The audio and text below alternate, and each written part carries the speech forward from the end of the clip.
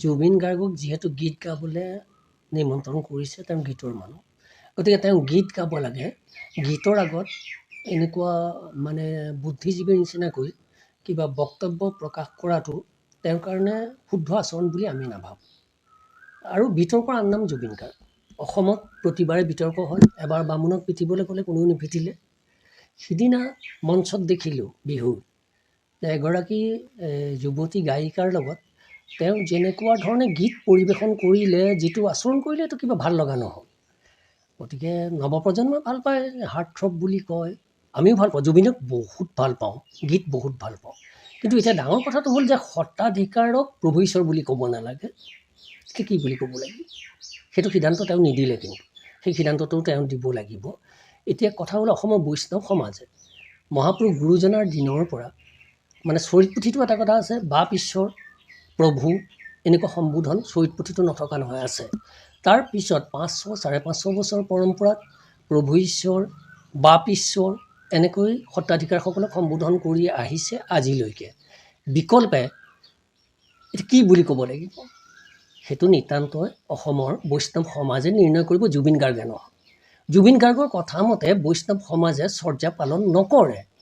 গতিকে বৈষ্ণৱ সমাজে সিদ্ধান্ত ল'ব যে সত্ৰাধিকাৰসকলক কি বুলি কয়, বা যিটো পৰম্পৰা আছে এইটো যদি নাইকিয়া কৰিব লাগে, তেওঁলোকে বৈষ্ণৱ সমাজে শ্ৰদ্ধা সহকাৰে এই কামটো কৰিব বুলি আমি আশা কৰিছোঁ। জুবিন গাৰ্গৰ আদেশ বা নিৰ্দেশত বা তেওঁৰ আৱেগত এই কথাটোৰ সিদ্ধান্ত নিতান্তই নহয়। আপুনি ঠিকে আছে, প্ৰভু ঈশ্বৰ বুলি ক'ব নালাগে, তেতিয়া কি বুলি ক'ব? কোনোবাই বাপ ঈশ্বৰ বুলি কয়, বাপ ঈশ্বৰ মানেও ভগৱান। আপুনি যদি কয় জগন্নাথ, তেতিয়াও ভগৱান। কোনোবাই কয় গোসাঁই, গোসাঁই মানেও ভগৱান।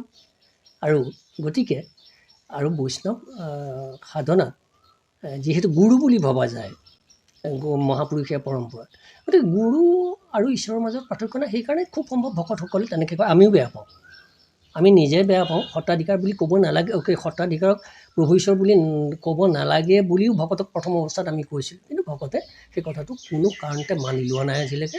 গতিকে এই দুৰ্ভাগ্যজনক এনেকুৱা বিতৰ্কিত মন্তব্য জুবিন গাৰ্গে নিদিয়াটো আমি ভাল বুলি ভাবোঁ।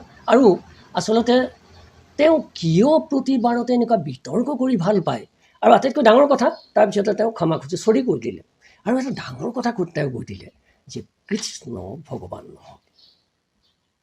জুবিন গাৰ্গ আপুনি ক'ত আছে? মহাপুৰুষ শংকৰদেৱক আপুনি নাজানে নেকি? মহাপুৰুষ শংকৰদেৱে পূৰ্ণ কৃষ্ণ ভগৱন্ত, পূৰ্ণ ব্ৰহ্মৰূপে প্ৰতিষ্ঠা কৰি গৈছে অসমীয়া সমাজত। হৃদয়ত উপাস্য স্থানত তেওঁক বন্দনা কৰি আছে প্ৰত্যেকজন ভকতে, আৰু আজি আপুনি কয় কৃষ্ণ ভগৱান নহয়। আপুনি অসমীয়া জনজীৱনৰ, আপুনি বৈষ্ণৱ সাধনাৰ আপুনি হৃদয়তন্দিৰ বতৰা কেতিয়াও পোৱাই নাই নেকি? আপুনি অসমীয়া নহয় নেকি? অসমীয়া মানুহেতো এনেকৈ ক'ব নোৱাৰে।